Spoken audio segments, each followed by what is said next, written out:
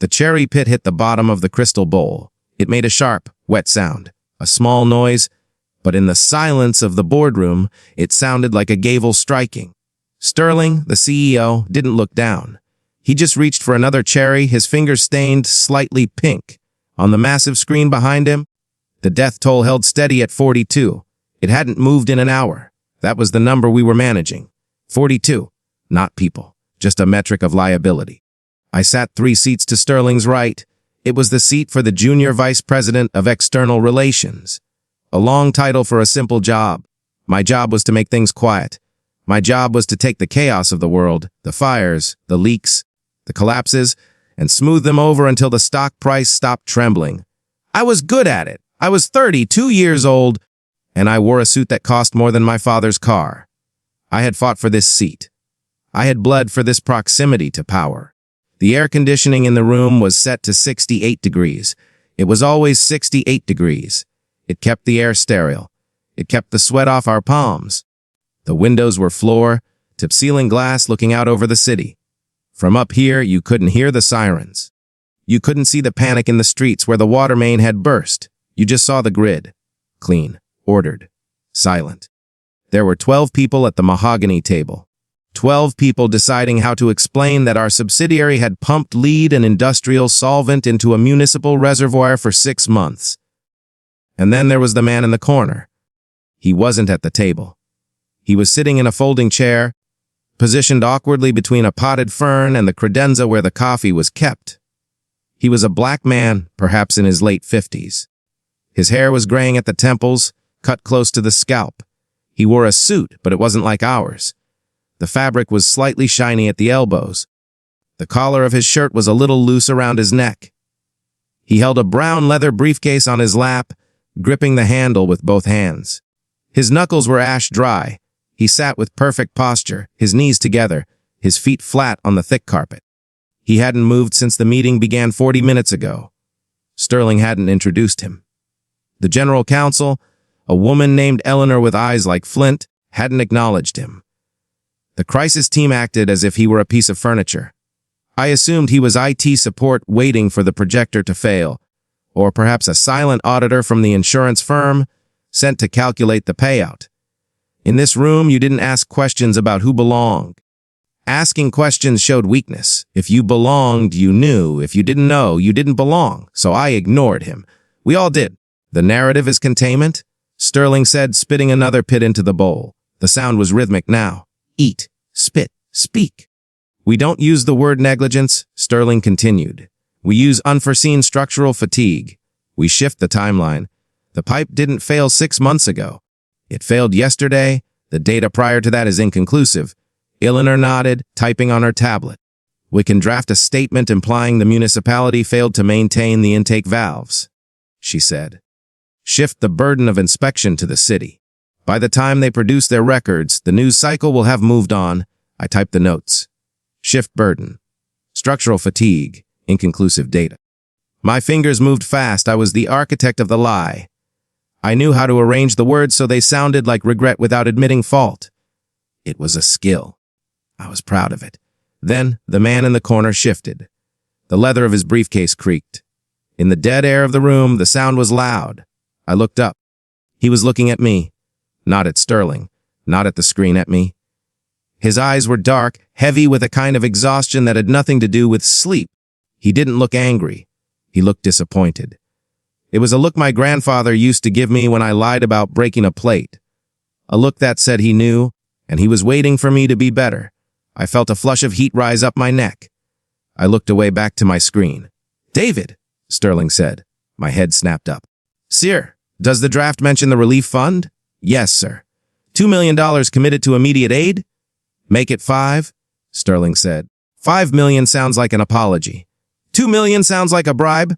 5 million? I repeated. Got it. The man in the corner stood up. He didn't rush. He moved with a slow, deliberate gravity. He took 2 steps toward the table. He placed his briefcase on the polished mahogany. The brass clasp clicked against the wood. The sound interrupted the hum of the projector. Sterling stopped chewing. Eleanor stopped typing. The entire room froze. This was a breach of protocol. In the boardroom, movement was choreographed. You didn't approach the table unless invited. You certainly didn't put a battered leather case on a finish that cost $10,000. The man didn't speak. He just opened the case.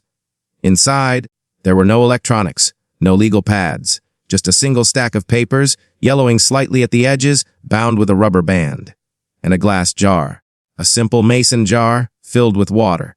The water was clear, perfectly clear. He took the jar out and set it in the center of the table, right next to the crystal bowl of cherry pits. The contrast was violent.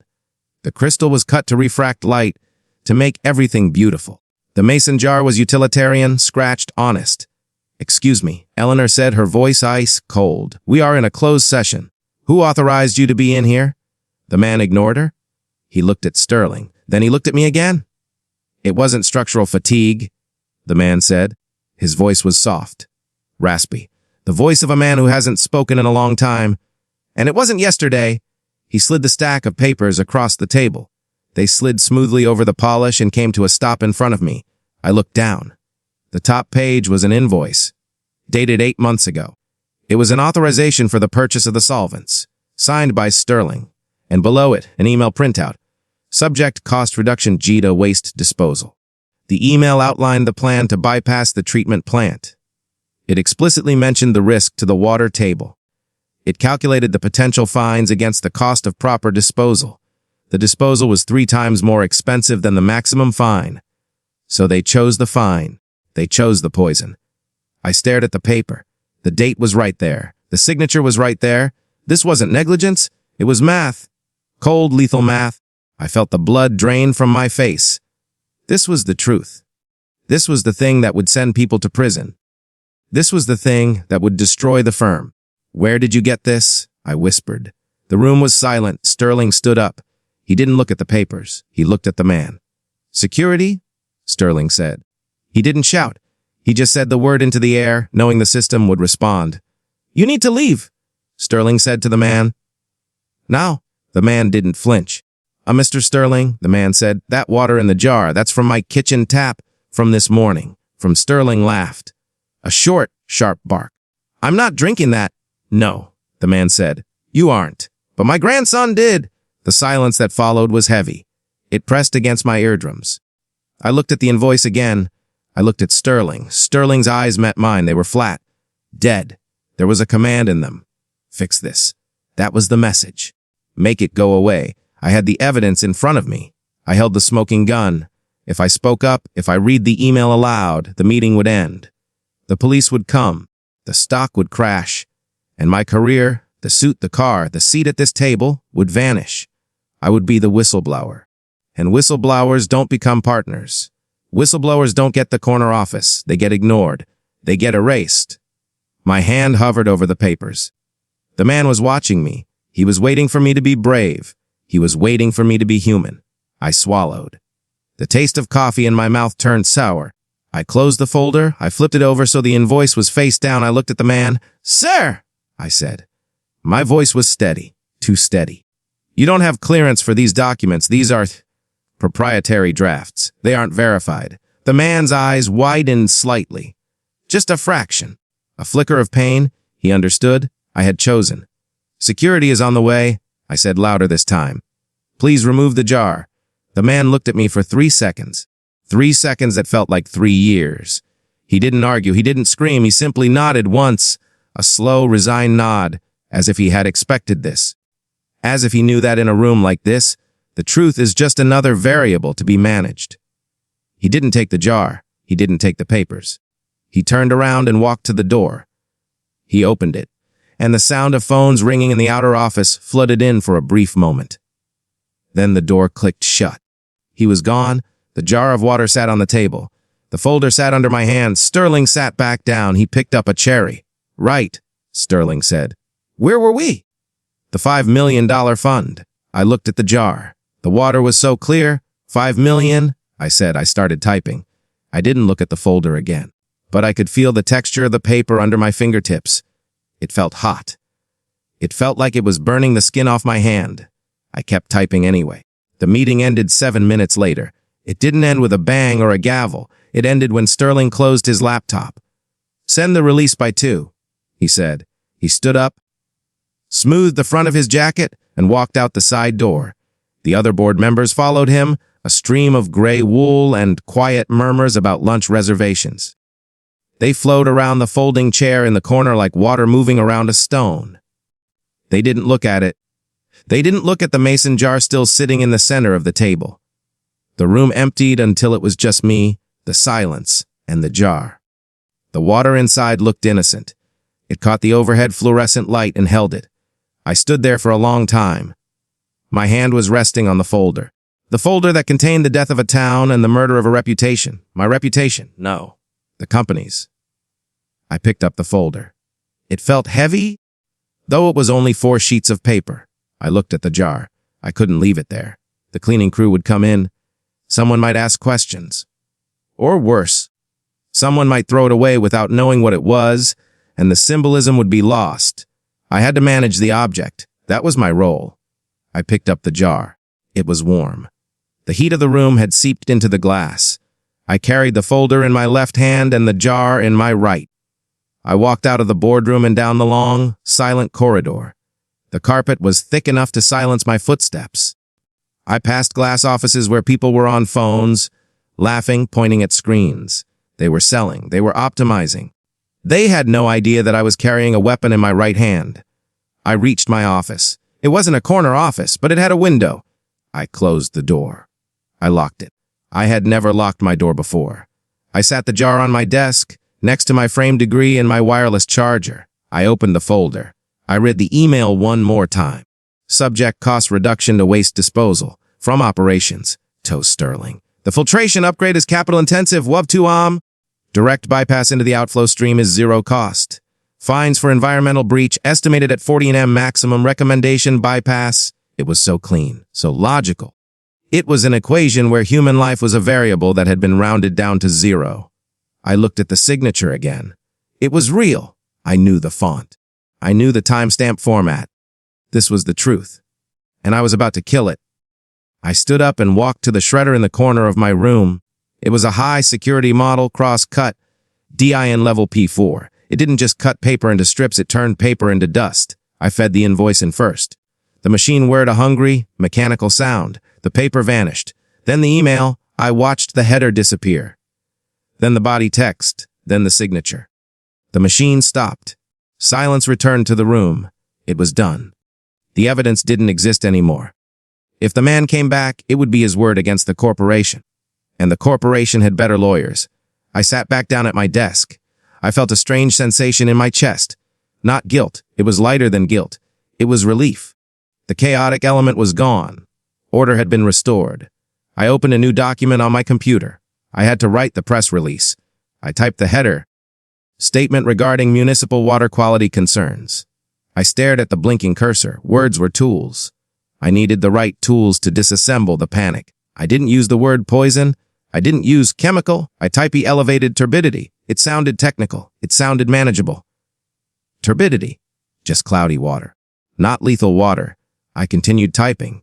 Recent internal audits suggest a localized anomaly in the secondary outflow sensors. While we have no evidence of systemic failure, out of an abundance of caution, we are deploying a rapid response team to assist the municipality. Localized anomaly. Abundance of caution. These were the bricks I used to build the wall. I worked for an hour. The prose was smooth, reassuring, and completely hollow. It acknowledged nothing while sounding like it took responsibility for everything. My phone buzzed. It was a text from Eleanor, the general counsel. Did you secure the items? She didn't specify which items. She didn't have to. I typed back. Handled. Good, she replied. Security has flagged the visitor. He won't get past the lobby again. We're scrubbing the visitor log. I put the phone down. So the man in the suit, the grandfather, was being erased too. He wasn't a whistleblower anymore. He was a security breach, a glitch in the algorithm. I looked at the jar on my desk. The water was still there. I couldn't shred water. I picked it up and walked to the small ficus tree in the corner of my office. The plant was dying. Its leaves were brown and curled. I had forgotten to water it for weeks. I unscrewed the lid of the mason jar. The smell hit me. It was faint, sweet, like almonds and gasoline. I hesitated. If I poured this into the plant, I would kill it. The plant was innocent. It hadn't done anything to deserve the poison. But I couldn't pour it down the sink. The sink connected to the city water. If I poured it down the sink, I was just putting it back where it came from. I had to dispose of it. I poured the water into the soil of the potted plant. The dry dirt sucked it up greedily. The smell of almonds lingered in the air for a second, then faded. I screwed the lid back onto the empty jar. I dropped the jar into my wastebasket. Then I paused. The janitor would see it. He might wonder why a mason jar was in the trash of a VP. I took the jar out. I wrapped it in the lunchtime newspaper, the business section. I wrapped it until it was just a ball of newsprint. Then I put it back in the bin, hidden. I went back to my desk and hit send on the press release. 2 minutes later, my inbox pinged. It was Sterling, excellent tone. This stabilizes the narrative. Come see me. I felt a rush of dopamine, the approval of the alpha. I stood up, adjusted my tie in the reflection of the window, and walked to the elevator. I took the car up to the executive suite. The air up there was even thinner, even colder. Sterling's assistant nodded to me. Go right in, David. Sterling was standing by the window, looking out at the city. He turned when I entered. He looked relaxed. He was holding a drink. Scotch, neat drink, he offered. It's 2 p.m., sir, I said. It's 5 o'clock in London, he smiled. And we just saved the London quarterlies. He poured me a glass. I took it. That man, Sterling said, looking back out the window. Sad case. Yes, I said. Very disgruntled former employee of a supplier? Sterling lied. We both knew it was a lie. But he said it with such conviction that it felt like an invitation to believe it. Mental health issues likely, Sterling added. Paranoia. Seeing patterns where there are none? The invoice looked real, I said. I tested the waters. Sterling turned his cold eyes on me. David, he said gently. In this industry, there are always documents, drafts, proposal simulations. If we stopped working every time someone found a scary piece of paper, the lights would go out. The city would stop. He took a sip of his scotch. We keep the lights on. That is the morality of our position. We provide the infrastructure for civilization. Sometimes there is friction. Sometimes there is waste. He used the word waste to describe the people dying in the hospital beds. But the net positive? He said. The net positive is what matters. He raised his glass to the net positive.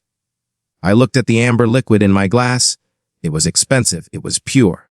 I thought about the smell of almonds and gasoline. I thought about the man's dry knuckles. But then I thought about the text message. Excellent tone. I was safe.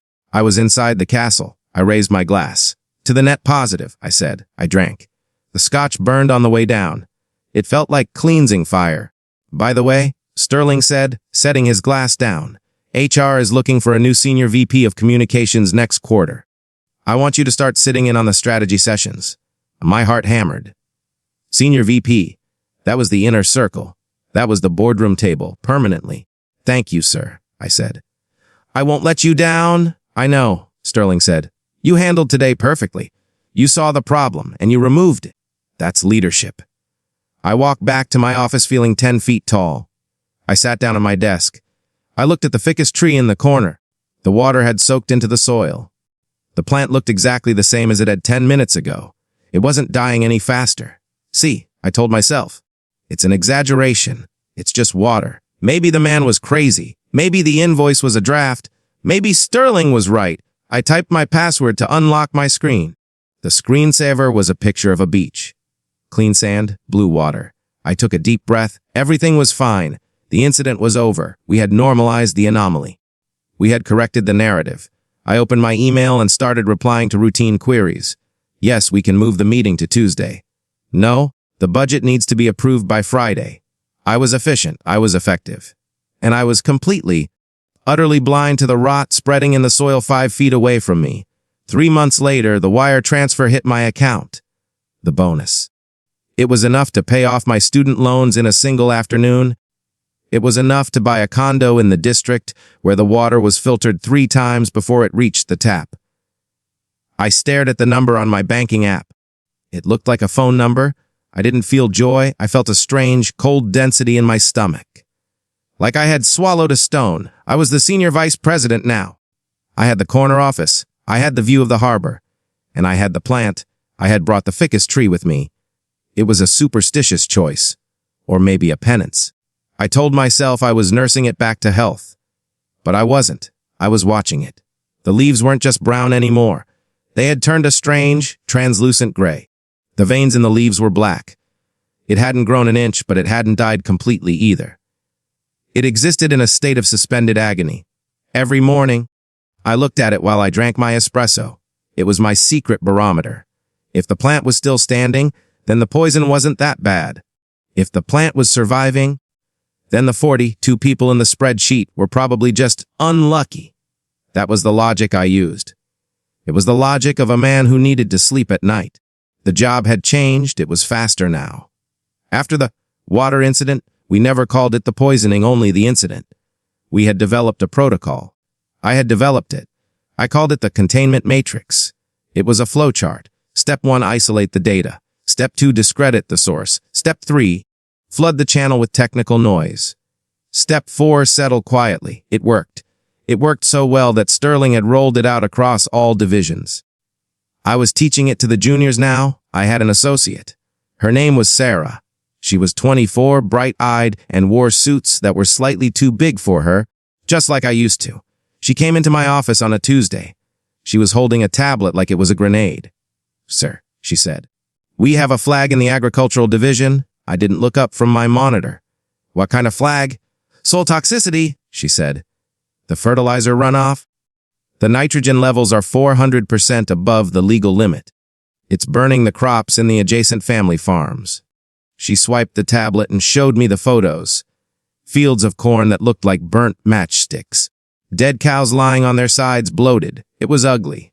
"It's a disaster," she whispered. "We need to stop the runoff. We need to alert the EPA." I stopped typing. I swiveled my chair to face her. I looked at her face. I saw the fear. I saw the moral panic. I saw myself 3 months ago, and I knew exactly what I had to do. I had to kill that part of her, for her own good, and for the good of the system. "Sarah," I said.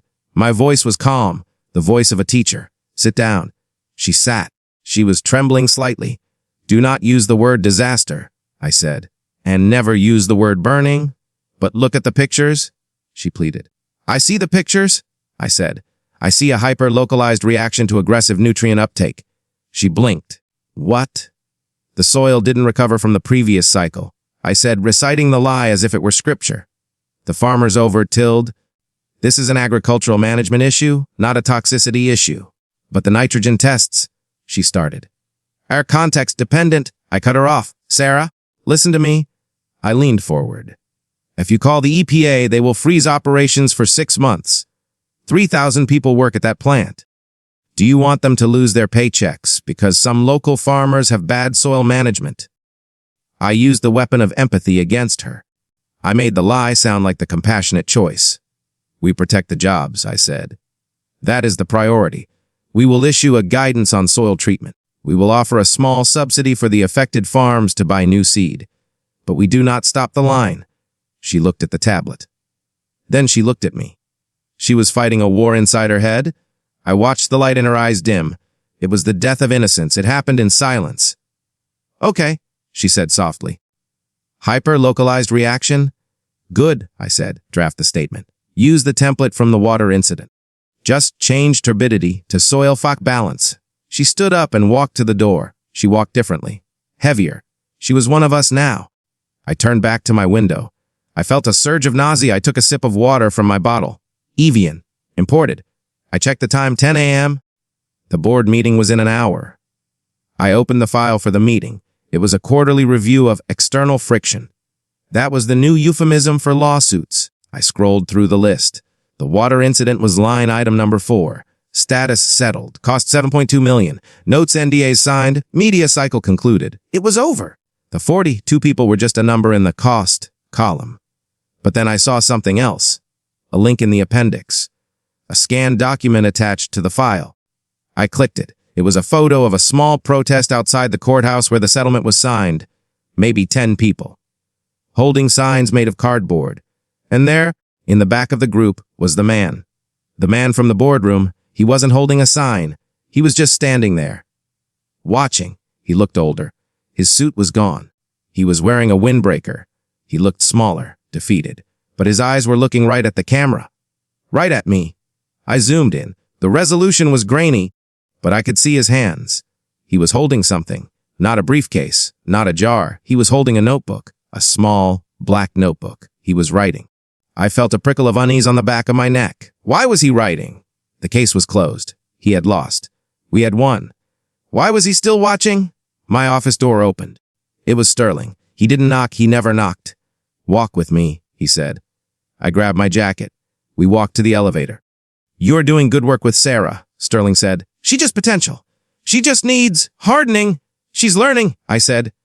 Good, Sterling said. We need people who understand the big picture. We stepped into the elevator. He pressed the button for the garage, not the boardroom. Where are we going? I asked. Field trip, Sterling said. I want to show you something. We got into his car, a black sedan with tinted windows. The driver took us out of the city, toward the industrial district. We drove for 20 minutes in silence. Sterling was checking stock prices on his phone. I was watching the city turn into warehouses and smokestacks. We stopped at a construction site. It was massive. Cranes, earth movers, hundreds of men in hard hats. The new filtration plant, I asked. I thought we canceled the budget for that. Sterling smiled. We did, he said. This isn't a filtration plant. He pointed to the sign, Atlas Data Center. It's a server farm, Sterling said. For the AI division. I looked at the massive concrete box rising from the earth. It uses water for cooling, Sterling said. Millions of gallons a day. We're tapping directly into the aquifer. He turned to me. His eyes were gleaming. The same aquifer we just settled on. I froze. But, I stammered. The contamination. The solvent, exactly, Sterling said. The water is useless for drinking now. The city condemned the wells last week, declared the aquifer non-potable. He laughed, a soft, dry sound. Since it's non-potable, the price per gallon dropped to pennies. We bought the rights to the entire water table for the next 99 years. I stared at him. I couldn't breathe. We hadn't just poisoned the water to save money on disposal. We had poisoned the water to devalue the asset so we could buy it. It wasn't an accident. It wasn't even negligence. It was a hostile takeover of a natural resource. I couldn't finish the sentence. Smart, Sterling suggested. Visionary? He clapped a hand on my shoulder. This is the future, David. Water is the new oil. And we just bought the biggest field in the state for the price of a dirt farm. He looked at the construction site with pride. The settlement cost us $7 million, he said. The water rights are worth $4 billion. Du looked at me. Do the math. I did the math. 40, 2 dead. $4 billion profit. $95 million per human life. In the eyes of the market, it was a fantastic return on investment. I looked at the dirt. I felt the ground shaking under the tread of the bulldozers. They were burying the truth under concrete. And I was standing right next to the architect. Nodding my head, brilliant, I whispered. The word tasted like ash. Brilliant? Sterling smiled. I knew you'd get it, he said. You're ready for the next step? He got back in the car. I stood there for a moment. I looked at the fence line. And for a second, just a split second, I thought I saw a figure standing by the gate. A man in a windbreaker, writing in a notebook. I blinked and he was gone. Just a shadow. Just my guilt projecting itself onto the world. I got back in the car. The air conditioning was cold. Back to the office? Sterling said. We have a press release to write about the new jobs we're creating. Right, I said. Jobs. I pulled out my phone. I opened the document app. I started typing. Revitalization, innovation, community partnership. The words flowed out of me. Easy, smooth, automatic. I was a machine, and the machine was winning. My new condo smelled like limestone and money. It was on the 42nd floor. The air was filtered. The light was programmed, and the silence was total. It was the silence of insulation, of triple-pane glass, of being so high up that the world couldn't touch you. I was standing in my kitchen, filling a glass of water from the refrigerator door. The fridge cost $6,000. It had a built-in filtration system certified by NASA. I watched the water fill the glass. Crystal clear, ice cold. I drank it. It tasted perfect. It tasted like success. My phone rang. It was a standard ringtone. But in the empty apartment, it sounded like an alarm. This is David, I said. It's Eleanor, the general counsel said. Her voice was clipped. The problem has resolved itself. I knew what she meant. In our language, problems were people, and resolutions were endings. Which problem? I asked, though I already knew. The man, she said. The visitor. He died this morning. Cardiac arrest. I felt a muscle twitch in my jaw. The man from the boardroom. The man with the jar. Okay, I said. Unfortunate. It's tidy, Eleanor corrected. However, there is a loose end. He has no next of kin. No will. The state will send in a public administrator to catalog his effects. If there are documents in his house, copies of the invoice, diaries, letters to the press, we need to know before the state finds them. You want me to break in? I want you to be a good neighbor, she said. We own the mortgage on his house. We bought the debt from the bank last week as a leverage point. Technically, we have a right to inspect the property for preservation of asset value. You have the keys. They're at the front desk? Mime, you handled him before? Eleanor said. You know what to look for. Go now. Before the coroner's seal goes on the door. She hung up. I finished my water. I put the glass in the sink. I took the elevator down to the garage. My car was a silver shark in the dark concrete belly of the building. I drove out into the light. The man lived in the district we had poisoned. The drive took 40 minutes. The scenery changed from glass towers to brick row houses, then deciding that was peeling like sunburned skin. I parked in front of his house. It was a small bungalow. The lawn was dead. Not just brown, but gray. The same gray as the ficus tree in my office. I walked up the steps. I felt like an intruder. I was an intruder. I unlocked the door with the key Eleanor had arranged.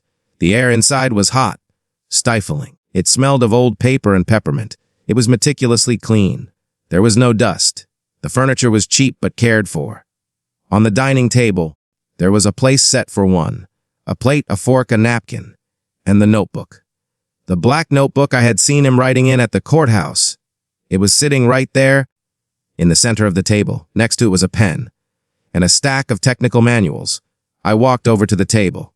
My heart was hammering against my ribs. This was it. The manifesto, the rantings, the proof of his obsession. I opened the notebook. I expected angry scribbles. I expected capitalization and exclamation points. I found geometry, precise hand-drawn diagrams, chemical structures drawn with a ruler, equations. I flipped the pages. This wasn't a diary. It was a scientific study. I looked at the manual stacked next to the notebook. Hydraulic interaction in copper alloy systems. Neurotoxicity of catalyzed solvents. Schematics for the Millennium Tower. I froze. The Millennium Tower. That was the building where our HQ was located. That was the building where I lived. I looked back at the notebook. The handwriting was small and neat. Hypothesis: the solvent T9 is entered in PVC piping Class C infrastructure. Observation: low-income housing utilizes Class C PVC. No reaction. Toxicity limited to ingestion. I turned the page. Hypothesis: the solvent T9 acts as a corrosive agent when introduced to silver brazed copper piping Class A infrastructure. Reaction creates a secondary compound. Neurotoxin delta, variant, airborne capability when heated. I stared at the words. Airborne. Class A infrastructure. Class A was us. Class A was the boardroom. Class A was the luxury condos. Class A was the plumbing used exclusively in HALU developments because it was supposed to be antimicrobial. I read the next line. The poor drink the poison. The rich breathe it. My hands started to shake. I dropped the notebook. It hit the table with a slap. I looked around the room. The walls were covered in maps. I hadn't noticed them before. I walked closer. They were maps of the city's water grid. He had color-coded the neighborhoods. The poor neighborhoods, the zone of impact, were marked in blue. Ingestion risk. The rich neighborhoods, the financial district, the gated communities, the executive park, were marked in red. Vapor risk. He hadn't been tracking the damage to his own community. He had been tracking the damage to ours. I looked at a photo taped to the wall. It was the man, years ago. He was wearing a hard hat. He was standing next to a younger Sterling. They were shaking hands. He wasn't a random grandfather. He was the structural engineer who designed the grid. He knew. He knew exactly how the pipes connected. I remembered the boardroom. I remembered the jar of water. He hadn't brought the water to threaten us. He hadn't brought the invoice to blackmail us. He was trying to show us the chemistry. He was trying to tell us that by cutting corners on the disposal, we hadn't just killed his neighbors. We had turned our own showers, our own dishwashers, our own humidifiers into gas chambers. They ignored him. I whispered to the empty room. The title of the story played out in my head. They ignored the black man in the boardroom. Why? Because he looked poor. Because he looked powerless. Because we assumed he was there to beg for a settlement. We assumed he cared about money. We assumed he was small. But he was trying to save us. He was trying to tell Sterling that the steam rising from his morning shower was slowly eating holes in his brain. He was trying to tell me that the water I just drank, filtered through the high-end system, was reacting with the silver in the cooling coils. I looked at the date on the last entry of the notebook. Yesterday. Conclusion saturation reached in Sector 1 HQ. Cognitive decline in leadership should be statistically visible by now. Paranoia, risk blindness, aggression. I thought about Sterling. I thought about the server farm idea. Buying the poison aquifer. It wasn't visionary. It was insane. It was the logic of a brain that was already rotting. Sterling was drinking the Kool-Aid. Literally. And so was I. I felt a sudden violent urge to vomit. I ran to the man's kitchen sink. I gripped the porcelain. It was a cheap, stained sink with PVC pipes underneath. The water that came out of this tap was poison if you drank it. But the air in this house was safe. Because he was poor. Because the system didn't think he was worth the copper pipes. I stood up. I looked at the notebook again. I had to take it. That was my job. Sanitize the asset. Eleanor had said. I reached for the notebook. My hand was trembling so hard I could barely grasp the leather cover. If I took this, I saved the company again. If I burned this, no one would know. We would just keep getting sick. We would keep dying in our beautiful, expensive towers, wondering why we had headaches, why our hands shook, why we couldn't sleep. And we would blame stress. We would blame the market. We would blame anything but the pipes. I held the notebook. It was heavy. It contained the death sentence of the entire board of directors. And the only person who had tried to stop it was the man we had thrown out by security. I heard a car door slam outside. I froze. I went to the window and peered through the blinds. It was a black SUV company security. They weren't trusting me to do the job alone. They were here to double-check. They were here to make sure nothing survived. I looked at the notebook. I looked at the back door. I had seconds. I shoved the notebook inside my jacket. I grabbed the stack of manuals. No, too heavy, I dropped them. I kept only the notebook. The front door handle turned. Locked. I heard the heavy thud of a shoulder against the wood. They were breaking in. I ran to the back door. I scrambled out into the dead gray yard. I jumped the rotting fence. I landed in the alleyway. I didn't run to my car. My car was compromised. I ran toward the train tracks. I ran until my lungs burned. I ran until the smell of the city changed from limestone and money to diesel and dust. I stopped under a bridge. I pulled out the notebook. I opened it to the first page. There was an inscription, for the ones who think they are safe. I started to laugh. A dry, hacking laugh that echoed against the concrete. We thought we were the predators. We thought we were the lions eating the sheep. But we had just locked ourselves in the gas chamber and swallowed the key. The truth didn't just shock me. It was already in my blood. The vibration of the train overhead shook dust into my hair. I was huddled in the recess of the concrete piling. I held the notebook against my chest. It was a shield that offered no protection. My head was throbbing, a dull, rhythmic ache behind the eyes. Before today, I would have called it stress. I would have called it dehydration. Now, I knew what it was. Neurotoxin Delta, variant. I was breathing it. I had been breathing it for 3 years. Every late night at the office. Every strategy session in the conference room. Every time I felt safe, I was dying.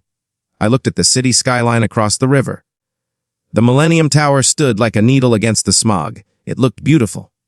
It looked like a monument to human achievement.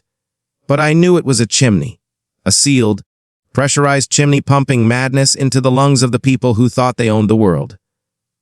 I had to move. I couldn't stay under the bridge. The security team knew I had the notebook. They would be tracking my phone. I reached into my pocket and took out my device. I should throw it in the river. That was the protocol. Step 1, isolate the data. But I couldn't. I was alone. The man in the windbreaker was dead. I needed an ally. There was only one person left. Sarah, my protégé, the girl I had taught to lie. The girl I had taught to call poison, turbidity. I needed to believe that underneath the armor I had built for her, there was still a human being. I turned the phone on. It pinged instantly. 3 missed calls from Eleanor. 1 text from Sterling, we need to talk. Come in. I ignored them. I dialed Sarah. She picked up on the first ring. David. Her voice was a whisper. Where are you? Security is tearing your office apart. I'm out. I said. I'm safe. For now. They're saying you had a breakdown, she said. They're saying you attacked a homeowner in the district. They're drafting a statement about mental instability. It's a lie, I said. Sarah, listen to me. Get out of the building. What? Leave the office. Now, don't pack. Don't log off. Just walk out. I can't, she said. I'm running the containment. Sterling put me in charge. Sarah, the air's poison, I said. Silence on the line. What are you talking about? The pipes, I said. The copper pipes. The reaction, it's in the notebook. The man, the engineer. He figured it out. We aren't just killing the poor people, Sarah. We're killing ourselves. I heard her breath hitch. Meet me, I said. St. Jude's Park. By the fountain. 30 minutes. I hung up before she could answer. I threw the phone into the river. It made a small splash and vanished into the gray sludge. I walked to the park. I kept my head down. I stayed in the shadows. Every siren made my heart stutter. I reached the fountain. It was dry. Another drought measure. I sat on the concrete rim. 10 minutes passed. Then 20. I gripped the notebook. Had she turned me in? Was the black SUV coming around the corner right now? Then I saw her. She was walking fast. She was wearing her oversized trench coat. She looked small. She saw me and stopped. She looked around. Checking for surveillance. She had learned well. She sat down next to me. She didn't look at me. She looked straight ahead. Tell me, she said. I opened the notebook. I showed her the diagrams. I showed her the chemical equations. I showed her the map with the red zone over our office. She read it all. She was smart. She understood the chemistry instantly. I watched her face. I waited for the horror. I waited for the anger. I saw her eyes widen as she realized the headaches she'd been having weren't from staring at screens. She touched her temple, an unconscious reflex. My God, she whispered. We have to release it, I said. We have the proof. If we send this to the Times, the stock goes to zero by morning. The board goes to prison. The building gets condemned. I felt a surge of energy. We can end it, Sarah. Tonight. Sarah closed the notebook. She rested her hand on the cover. She didn't hand it back to me. She looked at me. Her eyes were clear. Terrifyingly clear. David, she said. If the stock goes to zero, what happens to the remediation fund? I blinked. What? The settlement? She said. The $7 million for the families. The medical subsidies we just approved for the kidney treatments in the blue zone. The water deliveries. It stops, I said. The company freezes assets. Exactly, Sarah said. She turned her body toward me. If we drop this bomb, the company dies. The liquid assets vanish into litigation for 20 years. The shareholders sue. The creditors seize everything. She tapped the notebook. And the 42 families, the ones already sick, they get nothing. The water trucks stop running tomorrow. The clinic we fund shuts down. They die, David. They all die. I stared at her. But we're being poisoned? I said. You are being poisoned? I know, she said. Her voice was steady. It was the voice I used in boardrooms. But if we burn the company down, we don't save anyone. We just satisfy our own guilt. She took a breath. There is another way. What way? We use this, she said, holding the notebook tighter. We don't publish it. We take it to Sterling. Are you insane? We'll leverage it, she said. We tell him we have the proof. We force him to replace the plumbing in the tower. We force him to double the aid to the blue zone. We force him to install the filtration systems he canceled. But she leaned in close. We can save the company and save the victims. But only if we keep the secret. I felt the ground shift under me. It was a trap. A perfect, logical, moral trap. That's blackmail, I said. That's management, she corrected. Sarah, I said. The man died for this truth. You want to bury it again? I want to be effective, she said. You taught me that. The net positive, remember? The words hit me like stones. The net positive. I had created this. I had taken a bright, moral human being and turned her into a calculator. If we release this, she continued, you go to jail. I go to jail. The company collapses. The town goes bankrupt. The sick people die. Who wins? David. Who? The truth wins? I said weakly. The truth is a luxury, she said. The victims can't eat the truth. They can't drink the truth. She held out her hand. Give me the notebook, David. I can fix this. I can make Sterling listen. I can get the pipes changed. I can save us. I looked at her hand. It was steady. My hand was shaking. I looked at the notebook. If I gave it to her, I survived. I could go back. We could pretend the mental breakdown was a reaction to medication. I could keep my condo. I could keep my life. And the pipes would be fixed. The gas would stop. But the lie would become eternal. The 42 dead would never get justice. They would just get a check.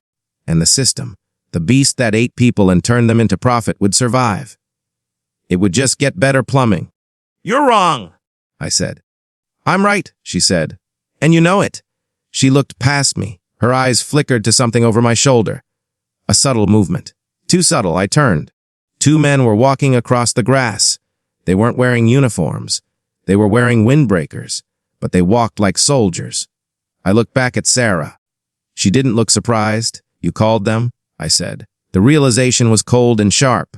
I had to, she said. I couldn't let you burn it down, David. There's too much at stake.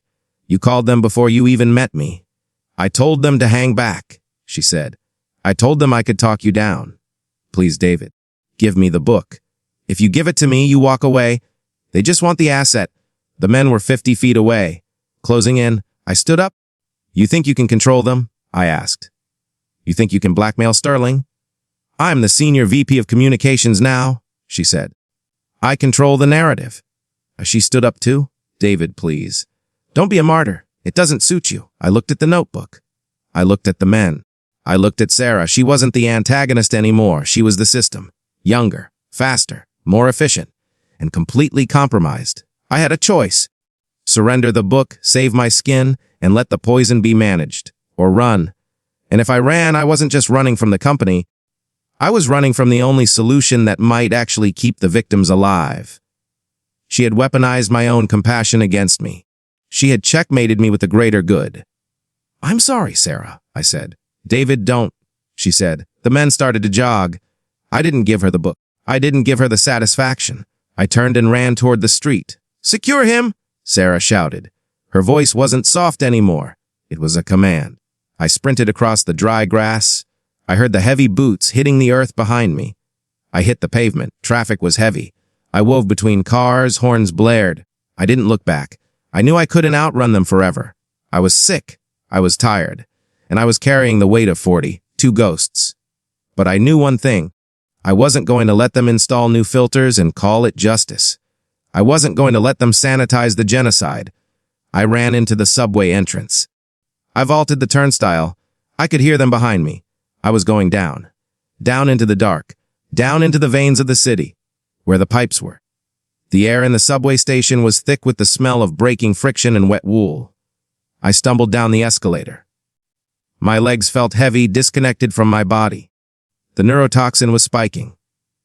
Stress accelerates the absorption rate, the notebook had said that.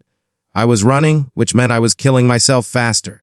I pushed through the turnstile. I didn't pay. The alarm chirped, a small, angry bird sound. No one looked up. The commuters stood in lines, staring at their phones, waiting for the train to take them to their glass boxes. I moved toward the edge of the platform. I could hear the boots of the security team hitting the tiled floor above. They weren't running anymore. They were moving with tactical precision. They were hurting me. They didn't want a scene. They wanted an extraction. A train pulled into the station. The doors hissed open. A rush of stale air hit my face. I didn't get on the train. I waited for the crowd to surge forward, a wall of bodies. I used them as cover. I slipped off the end of the platform. I dropped into the darkness of the tunnel. The drop was only 4 feet, but the impact jarred my teeth. I landed in the muck between the rails. It was black, oily sludge, the refuse of the city. I scrambled to the side, pressing myself against the soot-stained wall. The train departed. The noise was deafening, a physical assault on my eardrums. As the taillights faded, silence rushed back in. But it wasn't empty silence. It was the hum of the machine. I could hear the electricity in the third rail. I could hear the water moving in the pipes behind the concrete. I turned on the small flashlight on my keychain. The beam cut through the gloom. I saw what I was looking for. It was rusted, set into the arch of the tunnel wall. It was marked Infrastructure Access Level 4, Level 4. That was deep. That was the arterial level. I tried the handle locked. I picked up a loose piece of rebar from the track bed. I jammed it into the mechanism. I pulled. My muscles screamed. The adrenaline masking the poison gave me a burst of hysterical strength. The lock snapped. The door groaned open. I slipped inside and pulled it shut behind me. I was in a service corridor. It was narrow, lit by caged bulbs that buzzed like dying insects. And there they were, the pipes, huge industrial arteries running along the ceiling. Some were wrapped in insulation. Some were bare metal. And there were the markings the man had drawn in his notebook. Blue stripes for the municipal supply. Red stripes for the commercial high-pressure line. The red line. The line that fed the Millennium Tower. The line that fed the cooling systems, the executive washrooms, the humidifiers in the boardroom. I walked down the corridor. My footsteps echoed wetly. I was walking under the city. I was walking inside the lie. I took the notebook out of my jacket. I opened it to the diagram of the central junction. Figure 8T. Pressure regulation valve. Note system integrity relies on constant flow. Stagnation increases toxicity. I found the junction 50 yards ahead. It was a massive assembly of valves and gauges. The red line and the blue line crossed here. They were separated by a series of check valves to prevent backflow, to keep the poor water away from the rich water. I stood before the machine. It hummed with a deep, terrifying power. I looked at the pressure gauge on the red line. It was steady, perfectly optimized. I heard the door behind me open. I didn't turn around. I knew who it was. David. Sarah's voice echoed down the concrete hallway. It wasn't angry. It was tired. There's nowhere to go, she said. She walked closer. I could hear her heels clicking on the concrete floor. It was a sharp, authoritative sound. The exits are sealed, she said. We shut down the grid in this sector. The trains are stopped. I turned to face her. She was standing 20 feet away. She was alone. The two security men were behind her, in the shadows, waiting for her signal. She looked at the pipes. She looked at the notebook in my hand. It's just plumbing, David, she said. It's a gas chamber, I said. My voice sounded strange, slurred. The headache was blinding now. It's a tragic engineering flaw, she corrected. And we are fixing it. The work orders are already signed. We start replacing the copper next month. Next month, I repeated. We have to stage the construction, she said. We can't just shut off the water to the financial district. The markets would panic. So we let them breathe it for another month? I said. How many more cognitive declines? How many more strokes? Statistically, she said. Acceptable losses for stability. She held out her hand. Give me the book, David. Come back upstairs. We can get you medical attention. We have a detox protocol. Of course they did. They had a cure for the poison they were feeding us. I looked at the notebook. Then I looked at the red line. I looked at the pressure valve. If I gave her the book, the story disappeared. They would fix the pipes quietly. They would bury the dead quietly. And the system would learn that it could get away with murder as long as the profit margin was high enough. I couldn't win. I saw that now. I couldn't arrest them. I couldn't sue them. But I could make them see. I could make the invisible visible. I shoved the notebook into my waistband. I grabbed the large iron wheel on the red line's pressure valve. David, don't, Sarah said. Her voice pitched up. A crack in the armor. That's a high-pressure line. If you blow that seal... If I blow the seal, I said, the vapor fills the ventilation shafts. It floods the tower. It sets off the chemical alarms. You'll kill people, she screamed. They're already dying, I shouted back. They just don't know it yet. I'm just speeding up the diagnosis. I gripped the wheel. It was hot. Secure him, Sarah yelled. The men in the shadows lunged forward. I pulled the wheel. It was rusted tight. I threw my weight against it. I thought about the man in the folding chair. I thought about his dry knuckles. I thought about the clear water in the mason jar. They ignored him. They wouldn't ignore this. I screamed with effort. The wheel turned. Metal shrieked against metal, a sound like a dying animal. 1 turn, 2 turns. The pressure needles spiked into the red. The pipe began to shudder. A high-pitched whistle started, the sound of steam escaping a microscopic fracture. The security guards were on me. One of them tackled me around the waist. We hit the concrete hard. My head cracked against the floor. Stars exploded in my vision. But my hand was still on the wheel. I kicked out. I caught the guard in the knee. He grunted and loosened his grip. I pulled the wheel one last time. Snap! The sound was like a gunshot. The valve sheared off. The world turned white. A jet of superheated steam and water blasted out of the red line. It hit the ceiling and expanded instantly. The noise was absolute, a roar that vibrated in my marrow. The smell hit me a second later. Almonds, gasoline, and something else, the metallic taste of pure chemical death. The security guards scrambled back, coughing, covering their faces. They retreated. They had to. The concentration in the air was lethal. I lay on the floor. I couldn't move. The steam was filling the corridor, rising up the shafts, heading for the surface. Heading for the boardroom. The alarm started. Not the polite chirps of the subway, but the heavy industrial claxons of a biological hazard. Ooh, I hope. Ooh, hope. I saw Sarah through the white mist. She was backing away. She was holding a handkerchief to her mouth. She looked at me. Her eyes were wide. She wasn't looking at a colleague anymore. She was looking at a casualty. I reached for the notebook in my waistband. It was soaked. The ink was running. The pages were turning to mush in the hot, wet air. The evidence was dissolving, but it didn't matter. I watched the steam rise. It was beautiful in a terrible way. It was the truth finally set free. I coughed. My lungs burned. My vision began to tunnel. The edges of the world turned gray, then black. I heard the sound of the pipe hissing. It sounded like a whisper. Net positive, it said. Net positive.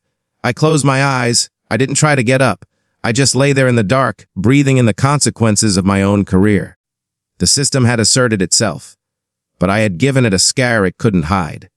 The darkness took me, and for the first time in years, the silence in my head was total. I woke up to the sound of a humidifier hum. It was a steady, rhythmic white noise. I knew that sound.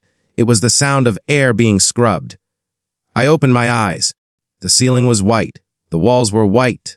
The light was soft, diffused, shadowless. I wasn't in a prison cell. I was in a suit.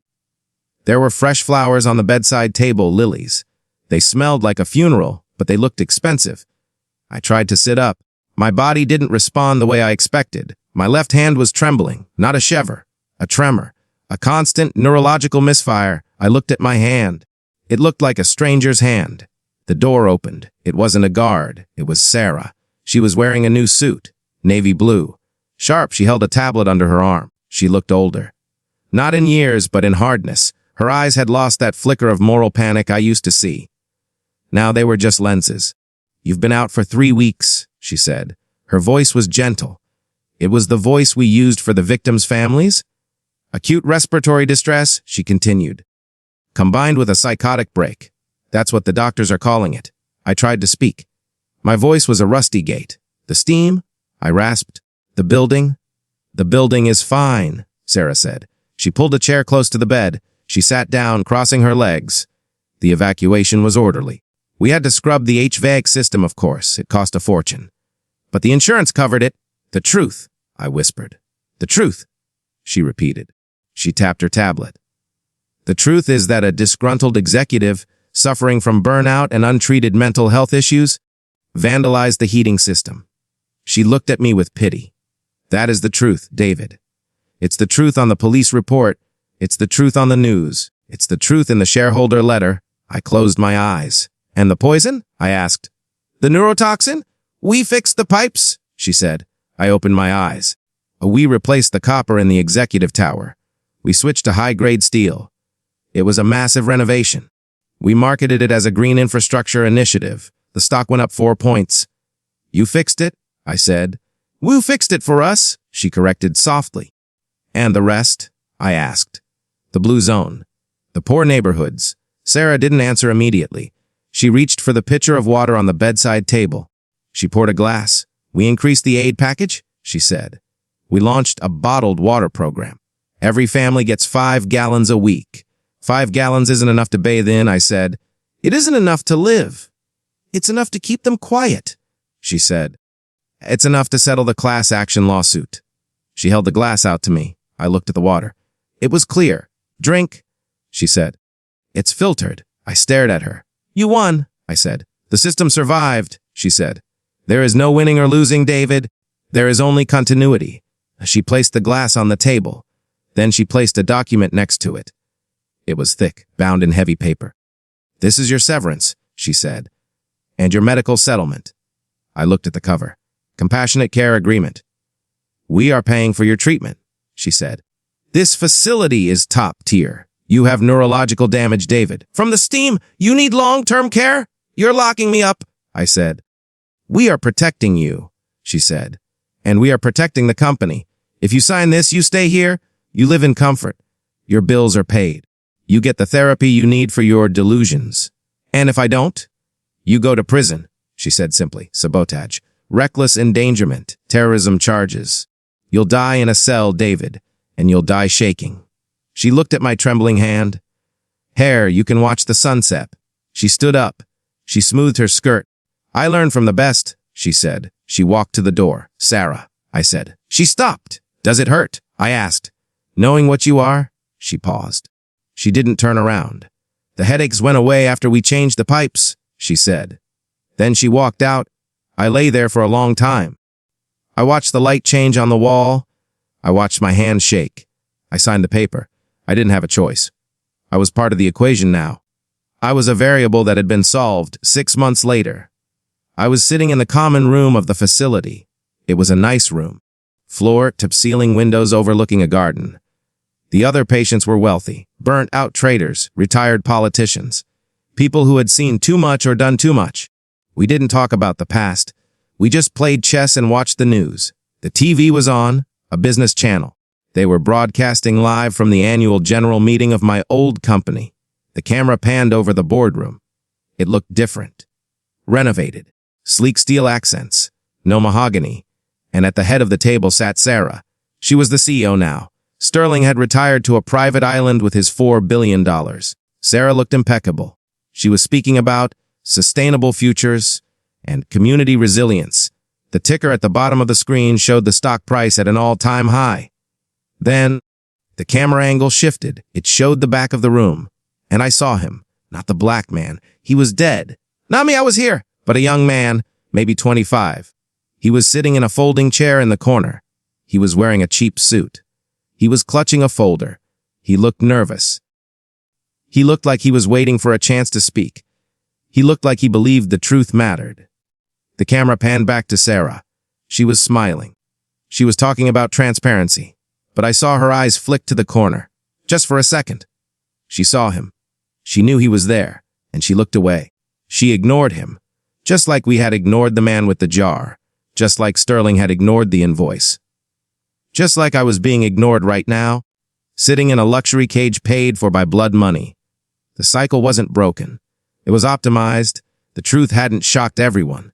That was the lie of the title. The truth didn't shock anyone. The truth was calculated. It was weighed. It was measured against the quarterly earnings. And it was discarded. I looked down at my hand. The tremor was worse today. I picked up my glass of water. The water shook in the glass. Ripples spreading out from the center. I looked at the screen one last time. Sarah was checking her watch. The young man in the corner stood up. He took a step toward the table, and the feed cut to a commercial, an advertisement for bottled water, pure, safe, essential. I laughed, a dry, raspy sound that made the nurse look up from her station. I drank the water. It tasted like nothing. It tasted like silence. And in the silence, I finally understood. The story wasn't about the black man. It wasn't about me. It was about the boardroom. The room always wins. The room is empty now, waiting for the next meeting. Waiting for the next silence, I put the glass down. I closed my eyes and I let the current take me. Thank you for listening. If this story stayed with you, please like the video, subscribe to the channel, and share it with someone who might need to hear it.